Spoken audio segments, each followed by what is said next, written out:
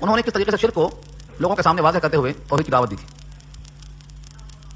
جس کا تذکرہ آ چکا ہے کہ انہوں نے تاروں کو دیکھا، چاند کو دیکھا، سورج کو دیکھا، اور ان تمام مقامات پر انہوں نے یہ واضح کیا کہ یہ بت اگر یہ تارے اگر خدا ہوتے تو ڈوبتے نہیں، یہ شمس اور یہ قمر اگرچہ بہت روشن ہے لیکن ان کا وجود خوب ہے، ڈوب جانا، اپنا وجود کھو بیٹھنا، معدوم ہو جانا، ہست سے نیست ہو جانا، سب کچھ ہونے کے باوجود فنا ہو جانا، یہ علامت ہے کہ یہ معبود نہیں۔ یہ دلائل کو پیش کیا، اس طرح سے شرک کی تردید ہو گئی۔ جن کے ایمان میں شرک ہوگا وہ اللہ کے ہاں امن نہیں پا سکیں گے۔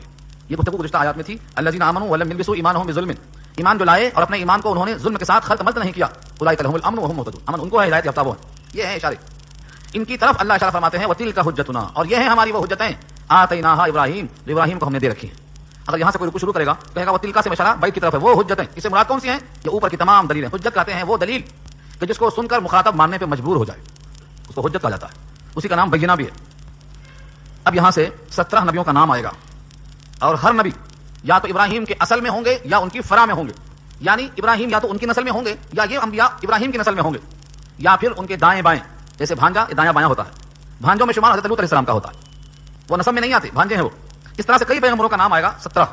ان تمام کا نام لینے کا حاصل یہ ہے کہ ان سب نے 3 چیزوں میں اتفاق کیا ہے، اصول میں سب کا اتحاد ہے، توحید، رسالت، آخرت، ان 3 میں کسی نبی کا اختلاف نہیں تھا، یہ اصولی اتفاق کہا جاتا ہے۔ ہاں زمانے کے لحاظ سے جزئی اختلاف اور مقام کے لحاظ سے ایسا اختلاف جو فروعی کہلاتا ہے یہ ہو سکتا ہے، اسی میں تنسیخ ہوتی ہے، لیکن اصول میں کبھی اتفاق کے خلاف کبھی نہیں سنا گیا۔ اصول یہی 3 ہیں، توحید، رسالت، آخرت، ان 3 میں تم ان کی اتباع کرو، اس واسطے ان نبیوں کا نام لیا گیا ہے۔ دیکھیے لفظوں کے ساتھ، وتلک حجتنا، اور یہ ہماری دلیلیں ہیں، آتیناہا، ہم نے دیا ہے ان کو، ابراہیم کو، علی قومہ، ان کی قوم کے خلاف، علی مخالفت میں آتا اور لام تائید میں آتا، علی قومہ، ان کی قوم کے خلاف۔ آپ کہیں گے خلاف کہاں سے آیا؟ قرآن کریم میں لہا اور علیہا 2 استعمال ہوئے ہیں، لہا تائید میں آئے گا، علیہا مخالفت میں آئے گا، جیسے لہا ما کسبت وعلیہا ما اکتسبت، جو نیک کام کیا ان کی تائید میں ہے، جو گناہ کیا ان کے خلاف میں ہے۔ القرآن حجت لک او علیک، قرآن تیری تائید میں حجت ہے یا تیرے خلاف حجت ہے، حق ادا کیا ہے تو تائید میں ہے، حق ادا نہیں کیا تو مخالفت میں ہے۔ یہاں بھی اعلیٰ اسی معنی میں استعمال ہوا ہے، نرفع درجات من نشاء، ہم بلند کرتے ہیں درجات جس کے چاہتے ہیں۔ ایک ابراہیم ہی نہیں بلکہ جتنے بھی اللہ کے خلیل، اللہ کے محبوب اور اللہ کے نقش، اللہ کے حکم پر چلنے والے ہیں، ان تمام کا درجہ ہم بلند کرتے ہیں، یہ ہمارا اصول ہے۔ یعنی اشارہ یہ ہے کہ جو بھی ان کی اقتدا کرے گا ہم ان کے درجات کو بلند کریں گے۔ ان کی اقتدا کیا ہے؟ انہوں نے کٹھن حالات میں بھی اللہ کا حکم مانا ہے، طبیعت کے خلاف حکم آیا، خواہش کے خلاف حکم آیا، ماحول، زمانے اور وسائل کے خلاف حکم آیا، تب بھی اللہ کا حکم مانا۔ ماں باپ سے الگ ہونے کا حکم آیا کیونکہ وہ مشرک ہیں، بتوں کی پرستش کرتے ہیں، تمہیں نکل جانا ہے، نکل گئے۔ آگ میں جھونکا گیا، چلے گئے۔ بچہ تمنا کیا، بڑھاپے میں حاصل ہوا، اس کو ذبح کرنے کا حکم دیا گیا، 13 سال کی عمر میں، جب چلنے پھرنے لائق ہوا، ذبح کرنے پر آمادہ ہو گئے، جتنا ایک انسان کر سکتا ہے وہ سب کر گزرے، چھری تک پھیر دیا۔ لقد تک صحرا میں چھوڑ کے آنے کا حکم ہوا، وہاں چھوڑ کے آ گئے۔ یہ سب کیا ہے؟ اللہ کا حکم بے چونچرا ماننا۔ عقل کہتی ہے یہاں گھاس نہیں، پانی نہیں، انسان کی حیات کے وسائل نہیں، مر جائیں گے، لیکن حکم کہتا ہے چھوڑتے ہو۔ تو جتنے بھی احکامات اللہ کے آئے، چاہے وسائل کے خلاف ہوں، ماحول کے خلاف ہوں، طبیعت کے خلاف ہوں، اپنی ذاتی محبت کے خلاف ہوں، مان کر دکھایا۔ یہ ہے وہ طریقہ ابراہیم کا جس کی بنیاد پر درجات بلند ہوتے ہیں۔ درجات کی بلندی مطلوب ہے تو بے چونچرا اللہ کا حکم ایسا ہی مانو۔ یہ شرح ہے نرفع درجات من نشاء کا کر، ان ربک، بے شک آپ کا رب، حکیم علیم، حکیم حکمت والا ہے اور علیم جاننے والا ہے۔ حکمت والا ہے، کوئی حکم حکمت سے خالی نہیں ہوگا۔ علیم جاننے والا ہے، کون کس کام کی طاقت رکھتا ہے، مکلف اسی کو بنائے گا جو وہ کام کرنے کی طاقت رکھے گا۔ لا یکلف اللہ نفسا الا وسعها، اس کی وسعت کے بقدر ہی اللہ حکم دیتے ہیں۔ ولا نکلف نفسا الا وسعها، ہم کسی کو مکلف نہیں بناتے مگر اس کی طاقت کے بقدر۔ تو علیم کا اشارہ ہوا ہم کو معلوم ہے تم کون سا کام کر سکتے ہو، اور حکیم کا اشارہ ہوا کہ ہمارا کوئی حکم حکمت سے خالی نہیں ہے۔ ابراہیم علیہ السلام کو اللہ نے ان تمام قربانیوں کے سلسلے میں درجات کو بلند کیا، اور ووهبنا له، ہم نے ان کو ہبہ کیا۔ ووهبنا، ہبہ کے معنی بلا کسی معاوضے کے گفٹ کرنا، تحفہ دے دینا۔ کیوں کہا ووهبنا له اسحاق و یعقوب، ہم نے ان کو ایک بیٹا دیا اسحاق اور پوتا دیا یعقوب۔ اسحاق کے بیٹے یعقوب ہیں۔ اسحاق کی پیدائش کے موقع پر، بلکہ اس خوشخبری کے موقع پر اللہ نے فرما دیا وبشرناه باسحاق ومن وراء اسحاق یعقوب، ابھی دونوں پیدا نہیں ہوئے، بشارت دے دیا بیٹا پیدا ہوگا پھر پوتا پیدا ہوگا، نسلوں کے اضافے کی بشارت دی اللہ نے سورہ صافات۔ کیوں؟ اللہ جب خوش ہوتے ہیں تو عطاؤں میں کمی نہیں ہوتی۔ ابراہیم کی عمر 100 سال کی ہو گئی، کوئی اولاد نہیں، تڑپ کر دعا کیا اللہ سے، تو اللہ نے بھی کہا صرف بیٹا ہی تمہیں مانگا تھا، ہم نے تمہیں بیٹا نہیں بیٹے کے ساتھ پوتا بھی عطا کیا۔ وبشرناه باسحاق ومن وراء اسحاق یعقوب، سورہ صافات 23 کے الفاظ ہیں۔ تو اللہ کی عطا میں کوئی کمی نہیں ہے، طلب ہونا، اخلاص، اس یقین کے ساتھ کہ میرا مالک قادر مطلق ہے، وسائل کا محتاج نہیں ہے۔ عمر میں بڑھاپا اور شباب یہ سب اضافی چیزیں ہیں، وہ جب چاہے جو چاہے کرنے پر قادر ہے۔ بغیر ماں باپ کے آدم کو پیدا کر سکتا ہے، اور بغیر باپ کے عیسیٰ کو پیدا کر سکتا ہے، اور مٹی کا پتلا بنا کر آدم کے اندر پھونک مار کے ابو البشر بنا سکتا ہے، اس کے پاس وسائل کی کوئی کمی نہیں، تو طلب کر مانگا انہوں نے، تو اللہ نے عطا کیا اسحاق۔ یہاں رک کر کے یہ بحث کہ ابراہیم کے بڑے بیٹے اسحاق ہیں کہ بڑے بیٹے اسماعیل، یہودیوں کا دعویٰ یہ ہے کہ بڑے بیٹے اسحاق ہیں۔ دیکھو یہاں اللہ فرماتے ہیں کہ اولاد مانگی تو ہم نے بیٹا دیا اسحاق، اور بشرناہ باسحاق میں بھی اسحاق کا نام دیا اللہ نے، لہذا ذبیح اللہ اسماعیل نہیں ہے، اسحاق ہیں۔ یہ کیوں کہا یہودیوں نے؟ سارے بنی اسرائیل کے نبی اسحاق سے پیدا ہوئے، جن کا بھی نام یہاں آئے گا، مگر حضرت اسماعیل کے اولاد میں سیدنا محمد مصطفیٰ صلی اللہ علیہ وسلم پیدا ہوئے۔ اگر ذبیح اللہ اسحاق ہیں تو سارے فضائل بنی اسحاق کے ہوں گے، یہودیوں میں جائیں گے، اور ذبیح اللہ اسماعیل ہیں تو مسلمانوں کے نبی کا یعنی محمد صلی اللہ علیہ وسلم کا ذبیح اللہ کی نسل میں ہونا ثابت ہوگا، فخر ان کی طرف چلا جائے گا۔ اس وجہ سے یہودی کہتے ہیں کہ اسماعیل ذبیح اللہ نہیں ہے، اسحاق ذبیح اللہ ہے۔ لیکن قرآن کریم کی آیتیں بڑی کھلی ہوئی ہیں، بڑی صاف ہیں۔ جب کوئی اولاد نہیں تھی، بڑھاپے میں دعا کی تھی، اور بطور فخر کے اللہ خود بیان کرتے ہیں، اور سورہ کا نام سورہ ابراہیم ہی ہے، وہاں اللہ فرماتے ہیں الحمدللہ الذی وهب لي على الكبر اسماعیل، یعنی بڑھاپے میں تڑپ کے دعا کی تھی، اس بڑھاپے میں جو اولاد عطا ہوئی ہے وہ پہلی اولاد کون ہے؟ اسماعیل۔ الحمدللہ الذی وهب لي على الكبر اسماعیل واسحاق ان ربی لسمیع الدعاء۔ تو اسماعیل کو اللہ فرماتے ہیں اس موقع پر، تو ذبیح اللہ اسماعیل ہیں، اور اسماعیل کی اولاد میں نبی صلی اللہ علیہ وسلم ہیں۔ پھر اسحاق کی اولاد میں یعقوب ہیں، اور یعقوب کی اولاد میں آپ نے دیکھا ہوگا 12 بیٹے ہیں، ان میں ایک یوسف ہیں۔ پھر ان کی اولاد میں حضرت موسیٰ اور عیسیٰ پیدا ہوں گے، ترتیب یہاں آ رہی ہے۔ وَوَهَبْنَا لَهُ إِسْحَاقَ وَيَعْقُوبَ، اور عطا کیا ہم نے ان کو اسحاق اور یعقوب۔ کُلًّا ہدینا، کلن لفظ کل بتاتا ہے جتنے آئیں گے ان کی نسل میں، ہدینا ہم نے ان سب کو ہدایت دی، یا مراد ہے اسحاق اور یعقوب دونوں ہم نے ان کو ہدایت دی ہے۔ ہدایت سے اشارہ ہے ہدایت کامل اور وہ نبوت ہے۔ تو حضرت اسحاق بھی نبی، حضرت یعقوب بھی نبی۔ ونوحا ہدینا من قبل، یہ من قبل کا لفظ اسی واسطے ہے یہ اولاد میں نہیں ہے بلکہ دادا میں ہے۔ ایک ایک لفظ قرآن کریم کا حکمت سے خالی نہیں ہے، ایک ایک حرف۔ کاش یہ نقطہ حفاظ کو سمجھ میں آ جائے جو دو آیتیں چھوڑ دیتے ہیں، دو جملے چھوڑ دیتے ہیں، ایک لفظ بھی چھوٹا تو مانے کہاں سے کہاں چلا جاتا۔ اب دیکھو یہاں ونوحا ہدینا، اور نوح کو ہم نے ہدایت دی۔ اگر یہ من قبل کا لفظ یہاں چھوٹ گیا تو مانے کیا ہوں گے؟ ہم نے ان کو عطا کیا تھا اسحاق بھی یعقوب بھی، اور ہم نے نوح کو ہدایت دی، مانے بدل جائیں گے۔ نوح کا اولاد میں ہونا ثابت ہو جائے گا، حالانکہ نوح علیہ السلام ابو البشر ثانی ہے، آدم علیہ السلام کے بعد ان کی اولاد پھیلنے کے بعد جب طوفان نوح آیا سب غرق ہو گئے تو بقیہ دنیا حضرت نوح سے آباد ہوئی، حضرت نوح کی اولاد سے آباد ہوئی۔ تو فرمایا نوح ہدینا من قبل، اور نوح کو ہم نے ہدایت دی اس سے پہلے۔ اشارہ یہ ہے کہ نوح علیہ السلام آپ کے جد امجد میں شامل ہیں۔ لطیف اشارہ یہ ہوتا کہ نسل میں اعلیٰ نیچے یا اوپر کسی کا بابرکت ہستی ہونا یہ باعث فخر ہے۔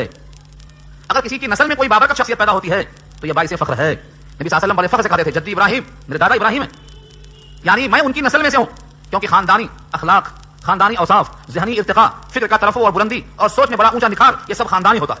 اسی واسطے سارے نبیوں کو اللہ نے اعلیٰ خاندان میں رکھا، اور سید المصطفیٰ کو بنی ہاشم میں اور قریش میں رکھا جو سب سے اونچا خاندان تھا روئے زمین عرب پر۔ تو اشارہ یہ ہے کہ نوح کی خاندان سے حضرت ابراہیم کا وجود ہے۔ اور آگے فرمایا ومن ذریتہ داؤد وسلیمان وایوب ویوسف وموسیٰ وہارون، اور ان کی اولاد میں سے یعنی ابراہیم کی اولاد میں سے داؤد ہیں، وسلیمان اور سلیمان ہیں۔ آپ کو معلوم ہوگا کہ سلیمان داؤد کے بیٹے ہیں۔ وہ ایوب، اور ہم نے ایوب کو پیدا کیا انہی کی نسل سے، وہ یوسف، اور یوسف کو پیدا کیا، ان کا اشارہ ہے ابراہیم کی طرف، ورنہ یوسف کے والد یعقوب ہیں، اور یعقوب کے والد اسحاق ہیں، اور اسحاق کے والد ابراہیم ہیں۔ اسی وجہ سے کہا گیا تھا یوسف کے بارے میں تو کریم ابن الکریم ابن الکریم ابن الکریم، 4 پشتوں میں کریم ہیں، یوسف ابن یعقوب ابن اسحاق ابن ابراہیم، 4 پشت نبی۔ تو فرمایا کہ ان کی اولاد میں سب پیدا ہوئے، وہ موسیٰ و ہارون، اور موسیٰ علیہ السلام اور ہارون علیہ السلام۔ اب اس میں کوئی براہ راست اولاد میں شامل ہیں اور کوئی بالواسطہ اولاد میں شامل ہیں، ترتیب اس واسطے نہیں کہی گئی، اسی واسطے لفظ ابن کو یہاں پر نکال دیا گیا، بس یہ ہے ان ذریت ہی ابراہیم کی ذریت میں سے ہیں۔ ترتیب میں فرق ہو سکتا ہے، بعض مسلسل نبی ہیں اور بعض میں کچھ نسلوں کے بعد نبی ہیں۔ وکذالک نجزی المحسنین، اور ایسا ہی ہم جزا دیتے ہیں احسان کرنے والوں کو۔ جو محسن کی جمع محسنین ہے، جو درجہ احسان پہ پہنچ جاتا ہے، ہم اس کو بدلہ ایسا ہی دیا کرتے ہیں جیسے ابراہیم کو دیا۔ یہاں پہ اشارہ کر دیا رش کرتے ہو تو عمل بھی کرو، تمنا کرتے ہو ترقی کی تو راستہ بھی اپنا لو۔ ان میں درجہ احسان تھا، احسان کی تعریف بارہا آ چکی ہے، اللہ کی بندگی ایسی کرو کہ تم اللہ کو دیکھ رہے ہو، یا کم سے کم یہ دیکھو کہ اللہ تمہیں دیکھ رہا ہے۔ یہ درجہ احسان پر پہنچنے والوں کا صلہ ہے۔ اور آگے فرمایا وزکریا ویحییٰ وعیسیٰ والیاس، اور زکریا کو اور یحییٰ کو اور عیسیٰ کو اور الیاس کو، ان سب کو ہم نے پیدا کیا، کل من الصالحین، سب کے سب صالحین میں سے تھے۔ صالح کی جمع صالحین، آپ جو پڑھتے ہیں تحیات میں ان سب کو پہنچتا ہے۔ السلام علینا وعلی عباد اللہ الصالحین، یہ سب صالحین کو پہنچتا ہے وہ تمام کا تمام سلام۔ واسماعیل والیسع ویونس ولوطا، اور اسماعیل کو اور یسع کو اور یونس کو اور لوط کو، وکلا فضلنا، اور سب کو ہم نے فضیلت دی علی العالمین، سارے جہان پر۔ یہاں تک ناموں کا انکشاف ہوا۔ میں نے پہلے عرض کر دیا ہے کہ بعض میں اولاد مراد ہے بلا واسطے کے، اور بعض میں اولاد سے ہٹ کر خاندان مراد ہے، جیسے حضرت لوط علیہ السلام یہاں نام لیا گیا۔ لوط علیہ السلام ابراہیم کی نسل میں نہیں آتے بلکہ یہ بھانجے ہیں، لیکن اللہ نے کہا من ذریتہ ہی، ان کی ذریت میں سے ہیں۔ یہیں سے اخذ کیا ہے کہ پوتا جیسے ذریت میں ہوتا ہے نوازا بھی ہوتا ہے، اسی واسطے حضرت حسن اور حسین کو جو کہ فاطمہ کے ذریعے سے ہیں نبی صلی اللہ علیہ وسلم کی ذریت میں شامل کیا گیا ہے، اسی وجہ سے، اسی قانون کی وجہ سے۔ تو جس طرح پوتا داخل ہوتا ہے ذریت میں، ایسے نوازا بھی داخل ہوتا ہے۔ وَكُلًّا فَضَّلْنَا عَلَى الْعَالَمِينَ، اور ہم نے سب کو فضیلت دی سارے جہان کے لوگوں پر۔ وَمِنْ آبَائِهِمْ وَذُرِّيَّاتِهِمْ وَإِخْوَانِهِمْ وَاجْتَبَيْنَاهُمْ وَهَدَيْنَاهُمْ إِلَىٰ صِرَاطٍ مُسْتَقِيمٍ، یہاں کھول کے واضح کر دیا اوپر کے تمام ناموں کے بارے میں۔ وَمِنْ آبَائِهِمْ، اور ان کے باپ میں سے، آبا و اجداد، اس سے مراد نوح علیہ السلام ہیں اور ان کے قریب تر نسب والے مراد ہیں۔ وَذُرِّيَّاتِهِمْ، اس سے مراد حضرت اسحاق و یعقوب اور اسماعیل علیہ السلام مراد ہیں۔ وَإِخْوَانِهِمْ، اور ان کے بھائی، یہ ان کے دینی بھائی بھی مراد ہو سکتے ہیں، یا ان کے خاندان میں جو نبی نہیں تھے لیکن صالحین میں شامل تھے وہ سب مراد ہو سکتے ہیں۔ وَاجْتَبَيْنَاهُمْ، ہم نے ان کو چن لیا۔ اجتبا کے معنی مصطفیٰ کے آتے ہیں، اجتبا اور استفا دونوں ایک ہی معنی میں ہیں، تھوڑے صفات کے ساتھ۔ وَاجْتَبَيْنَاهُمْ، ہم نے ان کو مجتبی بنایا۔ آپ کہتے ہیں احمد مجتبی محمد مصطفیٰ، تو معنی دونوں کے ایک ہی ہیں، احمد بھی منتخب اور مصطفیٰ بھی منتخب، دونوں کے معنی ایک آتے ہیں۔ وَهَدَيْنَاهُمْ، اور ہم نے ان کو ہدایت دی، الی صراط مستقیم، صراط مستقیم کی طرف۔ ذالک ھدی اللہ، یہ اللہ کی ہدایت ہے، یہدی بہ من یشاء من عبادہ، وہ ہدایت دیتا ہے جس کو چاہتا ہے اپنے بندوں میں سے۔ یعنی کہ یہ اجتبا ہونا، صراط مستقیم پر ہونا، نبوت کا مل جانا، یہ سب اللہ کی طرف سے ہے، وہ جس کو چاہتے ہیں عطا فرماتے ہیں، اس میں کسب کا کوئی دخل نہیں ہے۔ ولو اشرکوا لحبط عنہم ما كانوا يعملون. اللہ اکبر. اس سے زیادہ سخت جملہ شرک کی مذمت میں اور نہیں ہو سکتا ہے. اتنے نام بتائے 17 کے 17 اور کہا یہ سب صراط مستقیم پر ہیں, ان کو ہم نے چن لیا ہے اور یہ اللہ کی ہدایت پر ہیں, اللہ نے جن کو چاہے ہدایت دے دیا ہے بفرض محال. سپوز ولو اشرکوا, اگر یہ 17 کے 17 میں سے کوئی بفرض محال نعوذ باللہ من ذلک شرک کر بیٹھتے تو لحبط عنہم ما كانوا يعملون, ان کے وہ عمل حبط ہو جاتے تو وہ کرتے تھے. اتنے نبوت کے معراج پر پہنچے ہوئے خاندانی اور نسلی نبی جن کو خود اللہ نے فرما دیا کہ ہم نے چنا ہے ان کو انسانیت میں سے, سارے انسانوں میں سے انبیاء کو, اور انبیاء میں سے رسولوں کو, اور رسولوں میں سے ان 17 کو چن کر فرمایا اگر ان میں سے کوئی بفرض محال شرک کر دیتا لحبط عنہم ما كانوا يعملون, تو ان کے عمل حبط ہو جاتے. حبط کے معنی رائگاں, بیکار ہو جانا, بے فیض ہو جانا, بے اثر ہو جانا. یعنی شرک اتنی خراب شے ہے, اللہ کے سامنے اتنی ناپسندیدہ شے ہے کہ کتنا ہی منتخب اور مجتبی ہو, اگر شرک کا شائبہ بھی ہوا تو اس کے اعمال باطل ہو جائیں گے. بلکہ یہ تو 17 انبیاء کا نام لیا, یہی انداز بیان ہی سورہ بنی اسرائیل میں ہے. وہاں فرمایا لقد كدت تركن اليهم شيئا قليلا اذا لاذقناك ضعف الحياه وضعف الممات. نبی صلی اللہ علیہ وسلم سے خطاب فرمایا وہاں پر, اگر آپ ان کی طرف ذرہ برابر جھک جاتے, ذرہ برابر بھی جھک جاتے اور شرک کی طرف مائل ہو جاتے کسی بھی زاویے سے, تو اللہ تعالیٰ نے وہاں بھی بڑی سخت وعید فرمایا نبی صلی اللہ علیہ وسلم کے واسطے. یہ سب بھی بفرض محال ہے. تو اللہ تعالیٰ نے واضح اعلان کر دیا ہے شرک ہمیں پسند نہیں. کتنا ہی مقبول بندہ ہو, شرک کا ارتکاب ہوا تو اس کا عمل حبط ہو جائے گا. اولئک الذین آتیناہم الکتاب والحکم والنبوۃ, وہی لوگ ہیں کہ جن کو ہم نے کتاب دی اور حکم دیا, یعنی نبوت کا علم عطا فرمایا, نبوت عطا کی اور حکمت کے علوم عطا فرمائے اور کتاب بھی دی. مراد یہ ہے کتاب کو خالی کتاب دے دینا بھی کافی نہیں سمجھا اللہ نے, کتاب کو سمجھنے کے لیے حکمت کی باتیں دی. علم نبوت کے بغیر کتاب کا حل کرنا مشکل تھا. صحابہ کرام کی مثالیں پیش آ چکی ہیں کہ قرآن کریم مادری زبان ہونے کے باوجود جگہ جگہ نبی صلی اللہ علیہ وسلم سے وضاحت طلب کرتے رہے. کیوں؟ کیونکہ کتاب کے ساتھ صاحب کتاب کی وضاحت ضروری ہے. یہیں سے معلوم ہوا کہ کتاب کو حل کرنے کے واسطے جب نبوت اور علوم نبوت کافی ہیں اور ضروری ہیں, تو کوئی قاضی کتاب اللہ ہمارے واسطے کافی ہے, جو اس کا جملہ غلط ہوگا. فَإِنْ يَكْفُرْ بِهَا هَؤُلَاءِ فَقَدْ وَكَّلْنَا بِهَا قَوْمًا لَيْسُوا بِهَا بِكَافِرِينَ. اس آیت میں بشارت ہے, بہت بڑی بشارت ہے سمجھنے والے کے لیے. فَإِنْ يَكْفُرْ بِهَا هَؤُلَاءِ, بس اگر انکار کرتے ہیں ان تمام چیزوں کا یہ لوگ یعنی مکے والے, بس اگر انکار کرتے ہیں اس کا یہ لوگ یعنی مکے والے, فَقَدْ وَكَّلْنَا بِهَا قَوْمًا, تو تحقیق ہم نے سپرد کر دیا ہے اس کو ماننے کے لیے ایسی قوم کو, لَيْسُوا بِهَا بِكَافِرِينَ, جو اس نبوت کا انکار کرنے والے نہیں ہوں گے. فرمایا جتنے لوگ نبی کی نبوت کو مانتے ہیں اور بعد میں قیامت تک پیدا ہوتے رہیں گے وہ سب اس کا مصداق ہوتے رہیں گے. اللہ نے ایسی قوم کو بنایا ہے جو نبی کی نبوت کا انکار نہیں کریں گے, تو جو انکار نہیں کریں گے سب اللہ کی اس تخلیق میں شامل ہے. اولئک الذین ھدی اللہ, دوبارہ جملہ ہی آیا, وہی لوگ ہیں کہ اللہ نے ہدایت دی ہے, وہی لوگ ہیں کہ اللہ نے ان کو ہدایت دی ہے. اب اس سے مراد کون ہے؟ پہلے کہا تھا اولئک الذین ھدی اللہ, اس سے مراد 17 انبیاء تھے. ان 17 انبیاء کی اتباع کرنے والے اور نبی صلی اللہ علیہ وسلم کی نبوت کو ماننے والے, جن کو اللہ فرماتے ہیں لیسوا بہا بکافرین, یہ نبوت کا انکار نہیں کرنے والے ہیں. تو جو نبوت کا انکار نہ کرے ان کو اللہ نے ہدایت دے دی. اولئک الذین ھدی اللہ, یہاں مراد وہ ہو گئے جو نبی کی نبوت کو مان رہے ہیں. اب اللہ کا حکم تم سب کو ہے اور قیامت تک انسانوں کو ہے. فبہداہم اقتدی, ملا کر پڑھتے ہیں تو سمجھ نہیں آتا لوگوں کو. فبہداہم اقتدی پڑھ دیا تو سمجھ نہیں آیا. فبہداہم اقتدی, تو اب ان کی ہدایت کو تم اقتدا کر لو, جنہوں نے نبوت کو تسلیم کر لیا ہے ان صالحین کی اقتدا تم کر لو. اب دیکھو, آپ اقتدا ایک لفظ ہے, اتباع ایک لفظ ہے. اتباع کے معنی کسی کو فالو کرنا, کسی کے پیچھے پیچھے چلنا, اور اقتدا بھی اسی معنی میں ہے, کسی کو پیشوا مان کر اس کو فالو کرنے کا نام. مقتدا کے معنی پیشوا اور مقتدی کے معنی پیچھے رہنے والا, اسی سے بنا ہے اقتدا. مقتدی جو ہم استعمال کرتے ہیں, مقتدی کہتے ہیں جو کسی کی اقتدا میں کھڑے ہو جائیں, امام ان کا مقتدا ہے اور پیچھے کھڑے ہونے سے مقتدی, یہ سب مقتدی ہیں. تو جیسے ایک امام کو مقتدی فالو کرتے ہیں, ان صالحین کو تم ایسا فالو کرو. امام صاحب رکوع میں ہیں, ان کی آواز سن کر پیچھے والے سب رکوع میں ہیں. اب کوئی کھڑا ہوا تو اس کی نماز چلی جائے گی تھوڑی دیر میں. کتنی دیر میں جائے گی نماز, یہ مسئلہ لوگوں کو نہیں معلوم ہے. امام کے ساتھ مقتدی کا اتصال اول اور آخر میں سے ایک جگہ لازم ہے. مثلا امام پہلے رکوع میں چلا گیا, مقتدی بعد میں رکوع میں گیا. ایسے ہی امام رکوع سے پہلے اٹھا, مقتدی بعد میں اٹھا, تو ترتیب باقی ہے, اللہ علی درست. لیکن اگر امام رکوع میں گیا, اس سے پہلے کوئی مقتدی رکوع میں چلا گیا اور امام ابھی اٹھنے سے پہلے مقتدی پہلے اٹھ گیا, اس کی نماز نہیں ہوتی, ختم. کیوں نہیں ہوتی؟ اقتدا فرض ہے, اس نے فرض کی مخالفت کر دی. پہلے جانا اور پہلے اٹھنا, یہ دونوں عمل میں پیچھے ہو گیا, آگے بڑھ گیا, نماز چلی گئی, ختم ہو گئی. اسی واسطے صحابین کا فتویٰ یہ ہے کہ جب تک امام سجدہ گاہ میں سر نہ ٹیک دے تب تک پیچھے والے کھڑے رہیں, جھکیں بھی نہ. صحابین کا فتویٰ یہ ہے. لیکن امام صاحب کہتے ہیں اتنا دور رکھنا امام کے فالو کرنے کے خلاف ہے. امام بنایا جاتا ہے تاکہ اس کی اتباع کی جائے. اتباع کے معنی ساتھ ساتھ چلنا. وہ سجدے میں ہے, سب کھڑے ہیں تو مخالفت ہو گئی, یعنی ساتھ ساتھ فالو کرنا. امام اعظم کی رائے ہے, اور فتویٰ صحابین کے قول پہ اس لیے ہے کہ لوگ مسئلے سے واقف نہیں ہیں, نماز ختم ہو جائے گی, اس لیے پیچھے پیچھے آنے کا حکم دیا گیا ہے. تو اقتدا کے معنی فالو کرنا. اب یہاں سے مجھے مثال یاد آئی, وہ بھی عرض کر دوں اگر تو یہاں سے متعلق نہیں ہے. کچھ لوگ کہتے ہیں کہ آپ امام ابو حنیفہ کی اتباع کرتے کہ محمد صلی اللہ علیہ وسلم کی اتباع کرتے.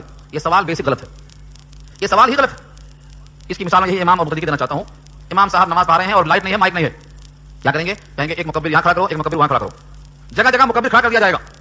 جو امام کے پیچھے نماز پڑھ رہے ہیں, جب امام کہے گا اللہ اکبر تو سب لوگ کہیں گے اللہ اکبر, لیکن جو بہت پیچھے ہیں ان تک آواز پہنچنے میں یقیناً تاخر ہوگا. پہلے والا جب کہے گا اللہ اکبر تو پیچھے والا سنے گا, اور اس کی سن کر پیچھے والا کہے گا, اور اس کی سن کر پیچھے والا کہے گا, تو زمانے میں ایک لمحے کا فرق ہو جائے گا. لیکن اس کے باوجود کوئی نہیں کہے گا میاں تم امام کو فالو کرتے ہیں کہ مکبر کو فالو کرتے ہیں. کیا کہیں گے آپ امام کو فالو کرتے ہیں کہ مکبر کو؟ کہیں گے تمہارا سوال غلط ہے. امام کو فالو کرنے کے لیے ہم مکبر کو فالو کر رہے ہیں. تو ہم اتنے دور ہیں کہ براہ راست اس آواز کو نہیں سن سکتے, اس لیے مکبر کی آواز کو ہم اسی لیے فالو کر رہے ہیں کہ امام کو فالو کرنا چاہتے ہیں. ٹھیک یہی حال ہے, ہم سب مل کر قرآن و حدیث کا علم نہیں رکھتے, نبوت کے زمانے سے اتنا دور ہو چکے ہیں کہ براہ راست صحابہ سے ملاقات نہیں کر سکتے. تو جن لوگوں نے قرآن و حدیث کو سمجھ کر اس کی تشریح کر دی ہے, ان کی اقتدا کرنا در حقیقت اللہ کے نبی کی اقتدا کرنا ہے. امام اعظم ابو حنیفہ ہوں یا امام شافعی ہوں یا امام مالک ہوں یا امام احمد بن حنبل ہوں, کسی نے یہ نہیں کہا کہ میری اتباع کرو. ہم قرآن و حدیث کو مانتے ہیں ان کی تشریح کے مطابق, خود تشریح نہیں کر لیتے آپ کی طرح. آج کل کے لوگ قرآن کی تشریح خود کر لیتے, حدیث کی تشریح خود کر لیتے. یہ خود کرنے میں بھٹکنے کا زیادہ امکان ہے, کیونکہ تمہارا دماغ گناہوں سے آلودہ ہے, تمہاری خواہشیں زمانے سے آلودہ اور متاثر ہیں, تمہارے زمانے میں اسباب اور دہریت چھائی ہوئی ہے. تم نبوت کے زمانے سے جتنا دور ہو, پاور ہاؤس سے اتنا دور ہو. خود حضور نے فرمایا بہترین زمانہ میرا زمانہ ہے, اور میرے بعد جو مجھ سے متصل ہے, اور ان کے بعد جو ان سے متصل ہے, اور ان کے بعد جو ان سے متصل ہے. تو بہتر زمانہ نبی کا جب ہے, تو اس زمانے کے لوگوں کا اجتہاد اگر غلط ہے تو تمہارا اجتہاد صحیح کیسے ہے؟ خیر القرون قرنی ثم الذین یلونہم ثم الذین یلونہم. بہتر زمانہ میرا, پھر اس سے متصل ابو بکر کا, اس سے متصل عمر کا, اس سے متصل عثمان غنی کا, اس سے متصل حضرت علی کا. ہمارے اکابر نے نقطہ پیش کیا ہے, آپ کو سنایا تھا مگر بھول جاتے ہیں آپ بھی, کیونکہ زمانے سے بہت دور ہے. قرنی زمانے سے دور ہونا ایسا ہی ہے, کتاب اللہ سے دور ہونا بھی ویسا ہی ہے. غریب ہونا کتاب اللہ سے. قرنی میں قاف ہے ابو بکر صدیق کی ہے, اور اس کے بعد رے ہے یہ عمر کی راہ ہے, اور اس کے بعد نون ہے یہ عثمان کا نون ہے, اس کے بعد یا ہے یہ علی کیا ہے. حضور نے ایسا لفظ استعمال کیا اس میں خلفائے راشدین سامنے آ جائیں.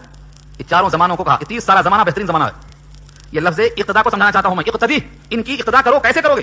انہوں نے قرآن اور حدیث کے اصولوں سے جو مسائل کا استنباط کیا ہے, تم اس سے بہتر استنباط نہیں کر سکتے, کیونکہ قرآن سمجھنے کے لیے 17 علوم کی ضرورت ہے. 17 علوم کے ہم کو نام بھی نہیں معلوم ہے, اس فن میں ماہر ہونا بہت دور کی بات ہے. قرآن سمجھنے کے لیے عربی لغت چاہیے, لغت کا علم. حدیث چاہیے, حدیث کا علم. تاریخ چاہیے کہ کب کون سی آیت نازل ہوئی, پہلے جو ہوئی ہے وہ منسوخ ہو سکتی ہے بعد والی سے, تو کون سی کب نازل ہوئی.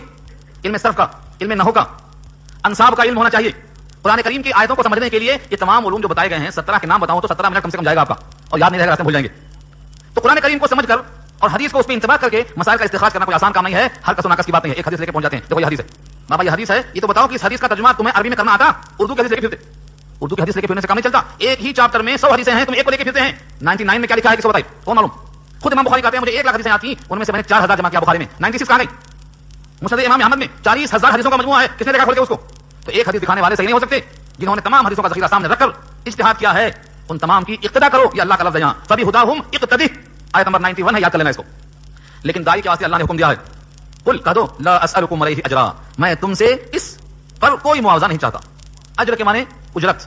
اجیر کہتے ہیں اس آدمی کو جو محنتانے پر کام کرے. محنتانہ اردو میں ہم جو بولتے ہیں اس کو ہم اجرت کہتے ہیں عربی میں, اور جو کام کرے اس کو اجیر کہا جاتا ہے, اور جو مال ملتا ہے اس کا نام اجر ہے. کبھی کبھی ثواب کو ہم اجر ہی کہتے ہیں, اس واسطے اللہ سے لیں گے. تو قل اے نبی کہہ دو لا اسألکم علیہ اجرا, تمہیں نبوت کا علم دینے پر, یہ مسائل کے سمجھانے پر, اللہ کا پیغام سنانے پر, اللہ سے قریب کرنے پر کوئی مطالبہ نہیں ہے کہ تم کہیں زیر بار ہو جا رہے ہو.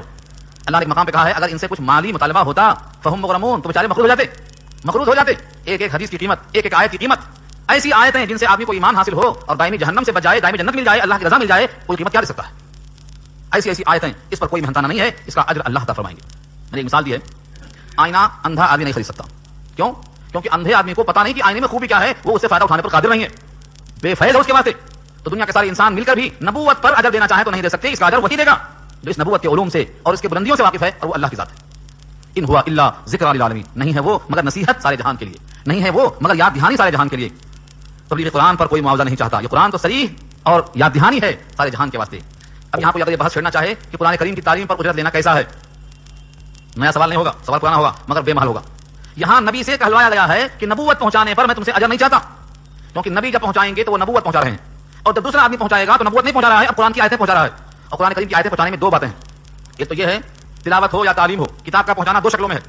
ایک ہے کسی کو نفع پہنچانے کے ارادے سے, جیسے یہ واقعہ بھی سن چکے ہیں آپ, ایک سردار نے صحابہ کرام کو کھانا کھلانے سے انکار کر دیا, مسافر تھے.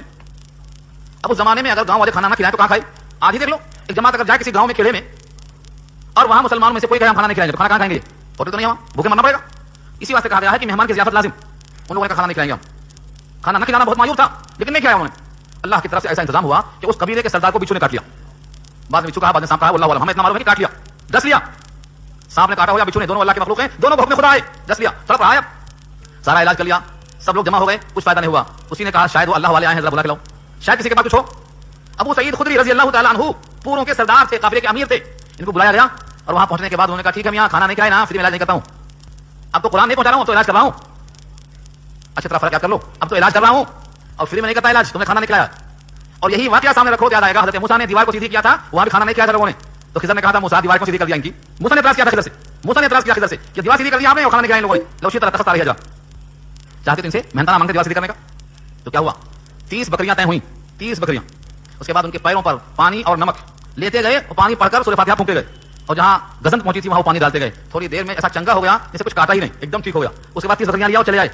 اب خیال آیا لے تو لیا بکریاں، کھانا حلال بھی ہے ان کا کہ حرام آنے والوں. نبی صلی اللہ علیہ وسلم تک پہنچے، پورا مسئلہ بیان کیا. آپ نے کہا میرا بھی حصہ لگاؤ اس میں. یہ دلجوئی کے واسطے تھا کہ شک نکل جائے کہ حرام ہے کہ حلال ہے. تو دیکھو علاج کے لیے آیتوں کا پہنچانا، اس پر مواخذہ جائز ہے. امام اعظم کی بھی رائے ہے. بخاری میں ایک باب ہے کتاب الطب، یہ روایت وہاں درج ہے ابو سعید خدری والی.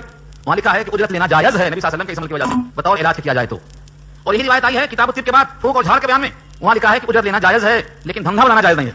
ایسے ہنگامی حالات میں لے سکتے ہیں لیکن اس کو دکان کھول کے بیٹھ جانا، دھندا لگا دینا، لوگوں کو لوٹنا اٹھنا اور کچھ نہیں جانتے ہیں لکھنا بیٹھ کے. میں دیکھا ہوں ایسے لوگوں کو بالکل جاہل، کچھ نہیں آتا، عربی کا دولت بولنا نہیں آتا، ایک آیت سمجھنا نہیں آتا، بس اٹھایا لکھنا شروع کیا اور دھونا شروع کیا، دکان لگی، دھندا لگا. تو دھندا لگانا جائز نہیں ہے، ہنگامی حالات میں لینا جائز ہے. تو ایک تو شکل یہ ہو گئی. اور ایک شکل ہے تعلیم کی، تعلیم جس میں آدمی جاتا آتا وقت لگتا ہے، ان اوقات کی قیمت کے طور پر لے سکتا ہے پیسہ. میری آیتوں کے بجے قرآن مول نہ خریدو. اس آیت کا تعلق اس سے نہیں ہے، وہ یہود سے متعلق ہے جو نبی صلی اللہ علیہ وسلم فرماتے ہیں کہ یہود اللہ کے احکامات کو بدل دیتے تھے پیسہ لے کر، ان کی مرضی کے مطابق اس کو چینج کر دیتے تھے. یحرفون الکلم، الفاظ بدل دیا کرتے تھے، ہیرا پھیری کرتے تھے. وہ یہاں مراد ہے اور یہ بھی اتفاق جائز نہیں، حرام ہے. بہرحال یہ زمین بحث تھی. آگے فرمایا وما قدر اللہ حق قدرہ، وما قدر اللہ حق قدرہ، جیسا حق تھا اللہ کی قدر کا لوگوں نے ایسا حق ادا نہیں کیا.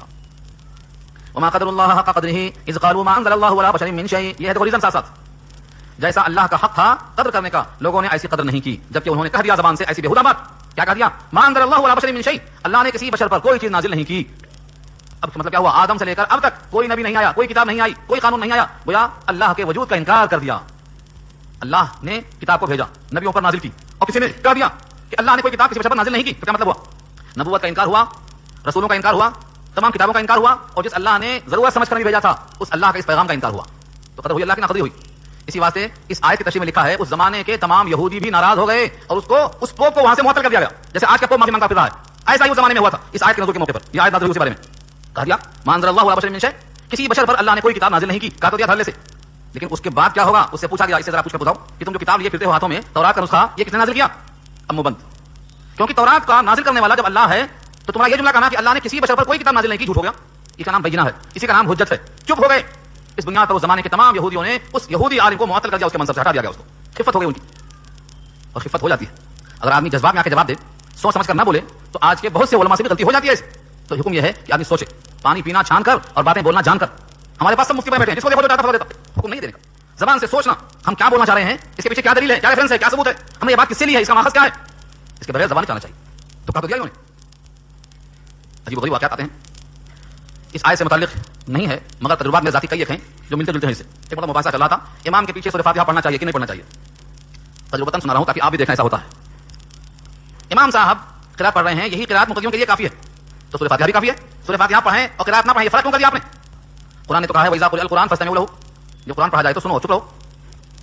یہ دونوں کی طرف حاوی ہے. قُرِئَ الْقُرْآنُ، قرآن پڑھا جائے، چاہے سورہ فاتحہ ہو چاہے ضم سورہ ہو، تم چپ رہو، تمہیں سننے کا حکم ہے.